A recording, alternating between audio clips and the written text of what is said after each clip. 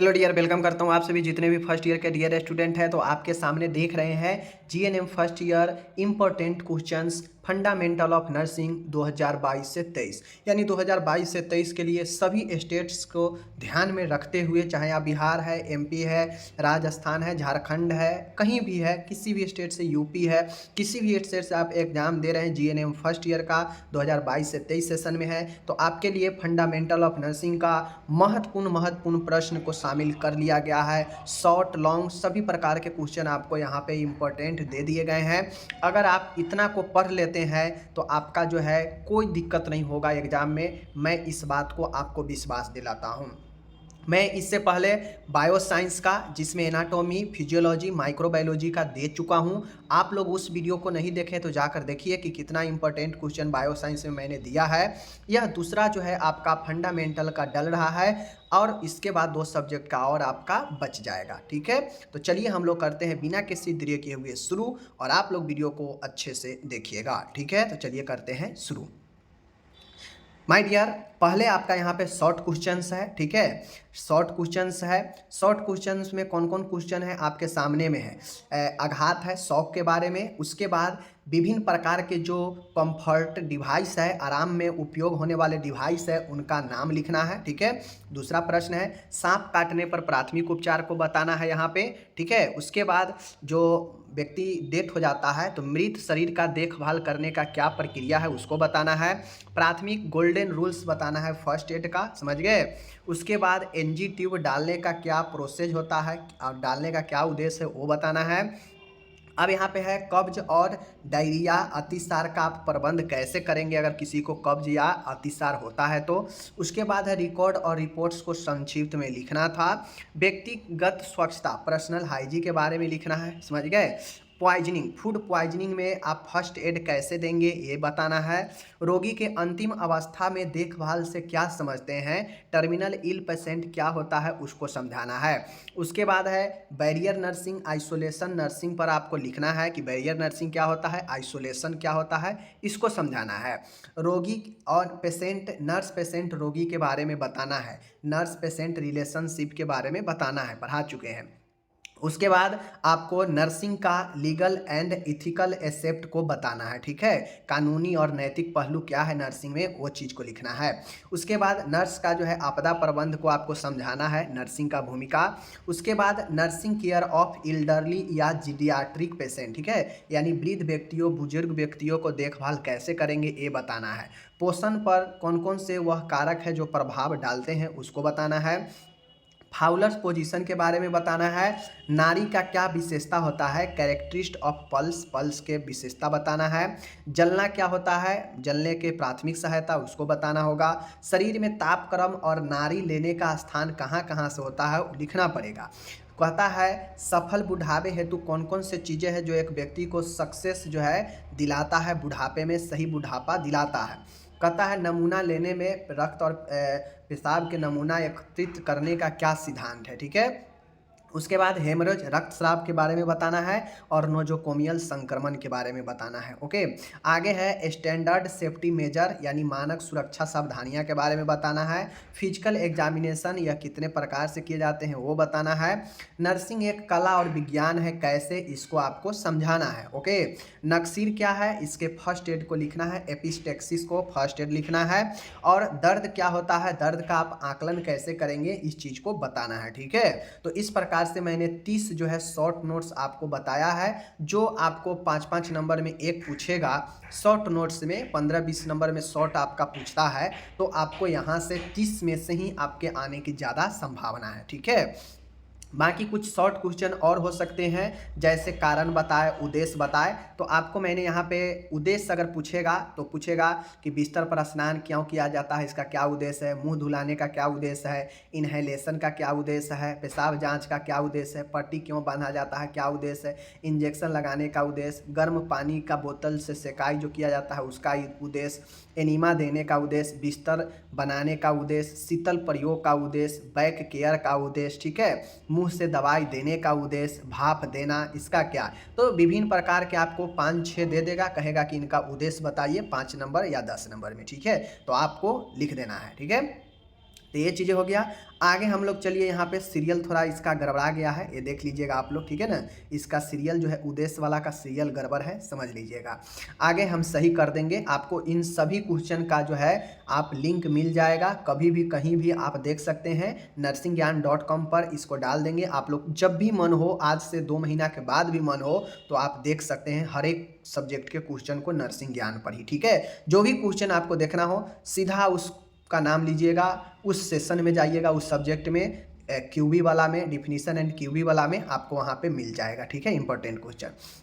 अब आपको उसी प्रकार से विभिन्न प्रकार के जो कंफर्टेबल डिवाइस होता है, आरामदायक आराम दिलाने के लिए जो सुविधा है, जो स्थिति है, उसके बारे में आपसे पूछा जा सकता है, उसका उपयोग, इक्विपमेंट के बारे में। जैसे बैक रेस्ट का क्या उपयोग है, पानी का गड्ढा क्या होता है, सैंड बैग क्या होता है, मास्क क्या होता है, ठीक है। उसके बाद बैंडेज का क्या उद्देश्य उपयोग है, ठीक है ना। बैक रेस्ट का क्या उपयोग है, नी रेस्ट का क्या उपयोग है, फुट रेस्ट का क्या उपयोग है, एयर क्यूशन का क्या उपयोग है, बेड ब्लॉक्स का क्या उपयोग है, समझ गए ना। मास्क का क्या उपयोग है, एस्फेग्नोमैनोमीटर का क्या उद्देश्य है, कार्डियक टेबल का क्या उद्देश्य है, बेड क्रैडल का क्या उद्देश्य है, हाइड्रोजन परऑक्साइड का क्या उद्देश्य है। तो ये उद्देश्य जो है उपयोग आपसे पूछा जा सकता है, ठीक है। तो उपयोग भी पूछता है, विभिन्न प्रकार के जो है डिवाइस के उपयोग पूछ लेगा, समझ गए। ये चीज़ हो गया। उद्देश्य पूछता है, उपयोग कारण पूछता है, समझ गए ना। तो सारा हम आपको यहाँ पे दे देते हैं। अब आइए लॉन्ग क्वेश्चन में। तो 30 मैंने ऊपर आपको शॉर्ट क्वेश्चन दिया, कारण बताया, उद्देश्य वाला बता दी, उपयोग और उद्देश्य वाला बता दिया। अब लॉन्ग क्वेश्चन देखिए। लॉन्ग क्वेश्चन में घाव क्या है, घाव के प्रकार बताइए और इसके नर्सिंग देखभाल बताइए, पहला प्रश्न, ठीक है, लॉन्ग में। दूसरा है पेरेंटल थेरेपी क्या होता है, इंजेक्शन कितने प्रकार से दे सकते हैं, दवाई देने के 5 रूल्स को आपको बताना है, ठीक है। तो 5 रूल्स हो गया दवाई देने का। उसके बाद इस कम्युनिकेशन क्या होता है, कम्युनिकेशन के प्रकार और इसके महत्व पूछा जाएगा, समझ गए। 10 नंबर में नाड़ी क्या होता है, नाड़ी को हम कहाँ कहाँ से ले सकते हैं, पल्स को, और पल्स को प्रभावित करने वाले कौन कौन से कारक है, तो उसको आपको लिखेंगे तो 10 नंबर। बाकी नाड़ी का विशेषता ऊपर बता ही दिए। उसके बाद है नर्सिंग प्रक्रिया को परिभाषित कीजिए, नर्सिंग प्रक्रिया के जो स्टेप्स होते हैं मूलभूत, उसको बताइए। तो आपको ये हो गया क्वेश्चन। और इसी में दूसरा क्वेश्चन रहता है कि एक सर्जिकल आईसीयू वार्ड में भर्ती मरीज के देखभाल कैसे करेंगे, सर्जरी वाला में, समझ गए ना। सर्जिकल आईसीयू है, नॉर्मल आईसीयू नहीं है, सर्जिकल है, सर्जरी वाला है। तो वहाँ पे पेशेंट को कैसे देखभाल करेंगे, उसके लिए आपको प्लानिंग बनाना है, ठीक है।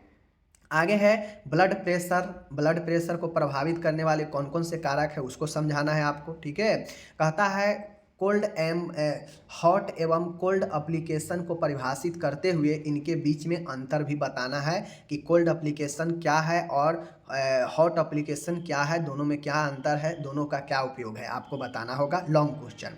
आगे है एक रोगी के अस्पताल से छुट्टी और भर्ती प्रक्रिया का वर्णन करना है। माय डियर, छुट्टी और भर्ती लॉन्ग क्वेश्चन है, तो छुट्टी भी लिखना पड़ेगा और भर्ती के बारे में भी लिखना पड़ेगा कि कैसे छुट्टी कराया जाता है, किन किन प्रक्रिया से भर्ती करा सकते हैं, ठीक है। आगे है एनीमा को परिभाषित करना है, एनीमा के प्रकार बताना है, एनीमा देने के दौरान नर्स की क्या रोल होती है, उसको जो है आपको बताना है। आगे है ओरल केयर, ठीक है ना, ओरल केयर या ओरल हाइजीन के बारे में बताना है। इसमें जो जो सामान लगते हैं मुंह के देखभाल में, उसको बताना है, और नर्स की क्या भूमिका है मुंह देखभाल में, वो बताना है, ठीक है। आगे है असेसमेंट यानी आकलन क्या होता है, परिभाषित करना है। आकलन के प्रकार और इसके उपयोगिता को समझाना है आपको असेसमेंट का, और उदाहरण के साथ जो है असेसमेंट के विधियों का भी वर्णन करना है, मीन्स असेसमेंट का एग्जाम्पल देना है, ठीक है। क्रॉस इन्फेक्शन क्या होता है, मेडिकल एसेप्सिस और सर्जिकल एसेप्सिस का परिभाषा लिखिए और क्रॉस इन्फेक्शन के बारे में बताइए, ठीक है। आगे है अस्पताल को परिभाषित कीजिए, अस्पताल के क्या कार्य है, और अस्पताल को आपको जो है प्रकार बताना है, वर्गीकरण करना है, ठीक है।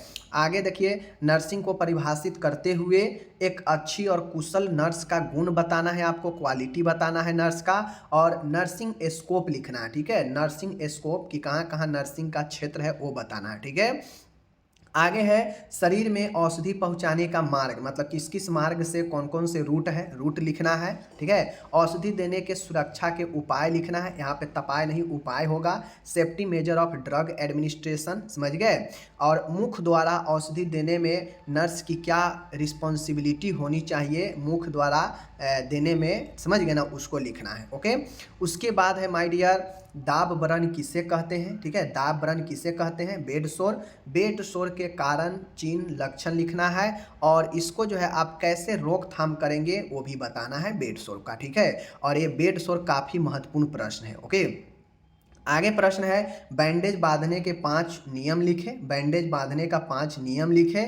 बैंडेज बांधने के 5 जो है यहाँ पे दोनों, बैंडेज बांधने का 5 नियम, सॉरी, बैंडेज बांधने का उद्देश्य है, यहाँ पे नियम है और प्रकार है। तीनों क्वेश्चन आपसे शॉर्ट में भी पूछा जा सकता है यहाँ से, और लॉन्ग में पूछेगा तो तीनों मिला के पूछ देगा, तो ये क्वेश्चन आप लोग कर लीजिएगा। अब यहाँ पे है आपका, ये हो गया ऊपर का बैंडेज का।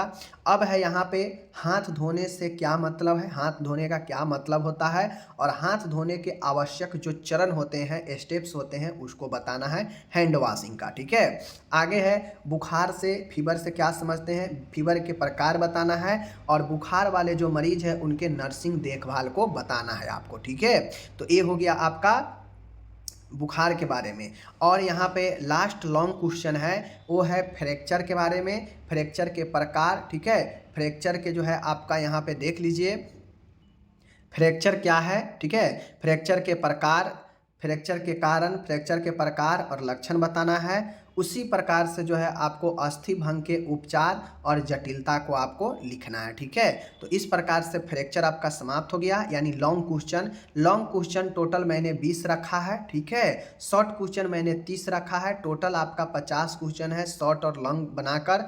अगर आप लोग 30, 20, 50 को कंप्लीट कर लेते हैं, बाकी ये सब तो नॉर्मल है, एक एक लाइन वाला जो कारण उद्देश्य है, जो आपका कारण है, उद्देश्य है, उपयोग है, वो सब तो एक एक लाइन का है, वो सब आपका जो है नॉर्मल पूछेगा ही पूछेगा, कोई ना कोई, चाहे कारण पूछ दे या फिर उद्देश्य पूछ दे, या फिर जो है आपका कारण उद्देश्य, या फिर किसी डिवाइस के बारे में उपयोग पूछ दे। ठीक है, जैसे फुट रेस्ट क्या है, ब्लड बॉक्स क्या है, समझ गए ना, वो सब। अब कुछ क्वेश्चन आपके यहाँ से पूछे जा सकते हैं 5 नंबर में या 10 नंबर में, जैसे 4-5 नाम दे देगा कुछ चीज़ों का और कहेगा कि आप उसको कैसे डिसइंफेक्ट करेंगे, मतलब कैसे जो है सूक्ष्म जीवों से मुक्त करेंगे।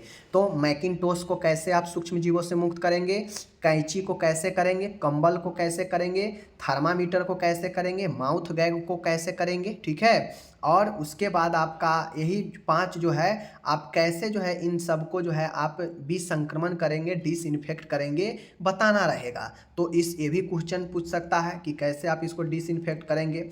कुछ क्वेश्चन आपको अंतर स्पष्ट वाला हो सकते हैं। ठीक है, अंतर स्पष्ट वाला मैंने आपको 10-15 अंतर स्पष्ट करने वाला लिख दिया है, आप लोग इसको जो है अच्छे से देख लीजिएगा। जैसे tachycardia, bradycardia, Fowler position, left lateral position, जैसे परक्यूशन, ऑस्कुलेशन, ओपन बेड एवं क्लोज बेड। ठीक है, operation bed, medical asepsis, surgical asepsis, समझ गए, irrigation, instillation, haemoptysis, haematemesis, hyperglycaemia, hypoglycaemia, stomatitis, gastritis, catheter, Ryle's tube, Ryle's tube. ठीक है, sand bag, bed blocks, समझ गए, clinical thermometer, rectal thermometer, doctor and nurse, ice cap, ice collar, polyuria, ऑलीयूरिया। ठीक है, sponge bath, seize bath. अब देखिए ये सब मैंने क्यों दिया, तो ये मैंने आपको डिफरेंस इसलिए दिया ताकि आपके नॉलेज बढ़े। ठीक है, इसमें ऐसे ऐसे वर्ड है डिफरेंस में जो आपके नॉलेज के दृष्टि से काफ़ी महत्वपूर्ण है, आप अंतर कर पाएंगे कि कौन क्या होता है, समझ पाएंगे अगर डिफरेंस को पढ़ लीजिएगा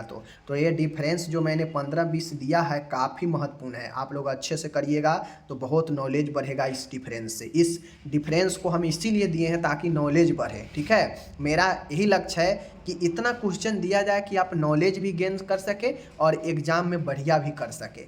अगर आप सिर्फ एग्ज़ाम के लिए अगर करते हैं तो फिर आपके कुछ नहीं होने वाला है आगे। ठीक है, तो ऐसा पढ़िए कि आगे नॉलेज काम दे, समझ गए, थियोरिकल नॉलेज काम दे आगे। तो ये सारा यहाँ पे है। अब कुछ क्वेश्चन आता है जो आपको कारण पूछ सकता है, दे देगा 3-4 दे देगा, कहेगा कि इसका कारण बताइए 5 नंबर या 10 नंबर में। जैसे बिस्तर को सिलवट रहित बनाना चाहिए, क्यों, कारण बताएं, कारण बताना है। तेज धार वाले कोई भी औजार है उसको उबालना नहीं चाहिए। क्यों? कारण बताइए कि क्यों नहीं उबालेंगे। मैकिनटोश है उसको सूर्य के प्रकाश में क्यों नहीं विसंक्रमित करेंगे, क्यों नहीं करना चाहिए, कारण बताइए। कोई डायूरेटिक्स दवा है उसको हम रात में डायूरेटिक्स दवा को रात में हम क्यों नहीं दे सकते हैं, कारण बताइए। ठीक है, कारण पूछेगा। क्लिनिकल थर्मामीटर है उसको गर्म पानी से हम क्यों नहीं धोएंगे, कारण बताइए। ठीक है, उसी प्रकार से रबर के सामान को सूर्य के प्रकाश में विसंक्रमण नहीं करना चाहिए। क्यों क्यों नहीं करेंगे। और सातवां है ऑक्सीजन देने समय मरीज के पास धूम्रपान नहीं करना चाहिए। क्यों?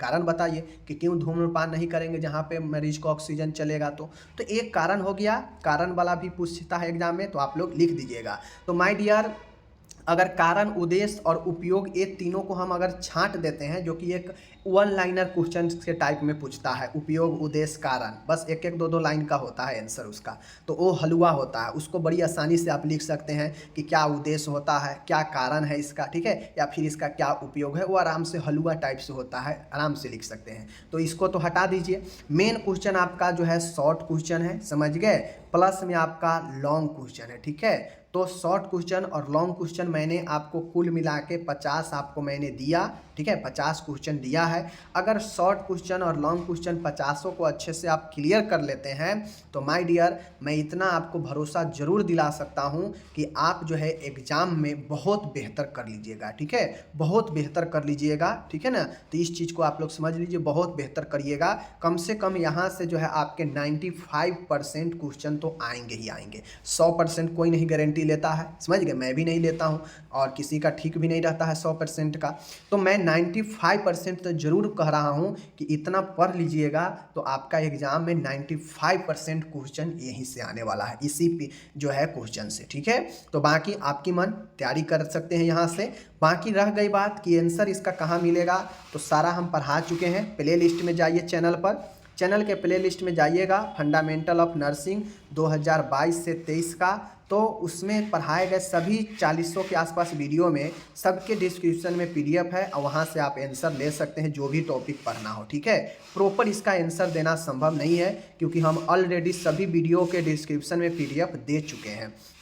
रही बात कुछ लोगों को दिक्कत होगा तो मैं उनके सॉल्यूशन सब है यहाँ पे। सॉल्यूशन यही है कि मैं आपको nursingyan.com पर सभी नोट्स जो है अब शुरू कर दिया हूँ डालना। वहाँ पे टोटल जो है आपको नोट्स nursingyan.com पर ही डलेगा, जहाँ से आप आने वाला समय में पढ़ सकते हैं। कुछ क्वेश्चन सभी आंसर डाले गए हैं और धीरे धीरे डलेगा। तो आप लोग nursingyan.com पर अपने सब्जेक्टिव जिस भी विषय को पढ़ना हो सब्जेक्टिव में जाएंगे और वहाँ पे सब्जेक्टिव में वही आपका शॉर्ट और लॉन्ग क्वेश्चन मिलेगा। ठीक है, तो बाकी जो लोग पढ़ना चाहते हैं जाइए, बाकी लिंक मैं डिस्क्रिप्शन में दे दूंगा इस क्वेश्चन का, वहाँ से आप जाकर सारे क्वेश्चन को जब भी मन होगा देख सकते हो। ठीक है, चलिए मिलेंगे अगले वीडियो में, अपना आप ख्याल रखिएगा, तब तक के लिए धन्यवाद।